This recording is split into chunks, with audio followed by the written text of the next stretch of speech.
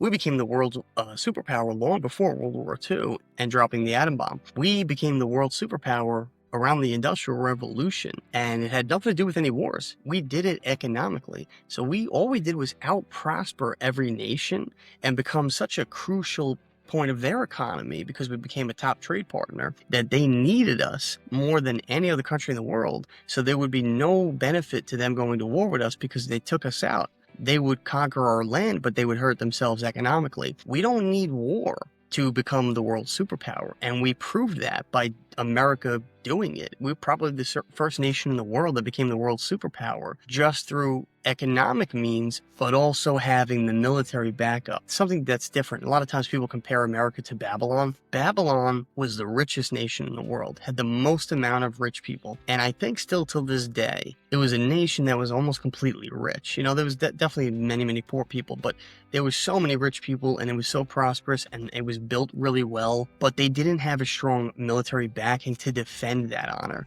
They had what a lot of people in America, I think, want that are non-war people: strong borders.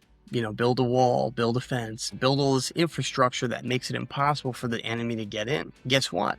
Babylon did that, but it didn't work. Eventually, other nations stormed their borders, got in, and conquered them, and Babylon fell. You cannot just defend. You can't only be in a defense mode forever. You have to also attack if the time calls for it. That's why it says in the Bible there's a time for everything, and then it kind of breaks down all this stuff. And one of the things it says is war. There is a time for war. Sometimes you don't want to go to war, and sometimes we want to live in peace. But the only way we really truly have peace is to have strength that backs it up, right? It's that old adage of, you know, it's one thing to turn the other cheek if you don't have to, and you actually can defend yourself and can annihilate the opposition or the threat that's attacking you, because that's a sign of strength. And a lot of people don't understand this. When Jesus said turn the other cheek, that's what he was doing. He was showing, I am so mighty and powerful, I can annihilate you, but I'm purposely choosing not to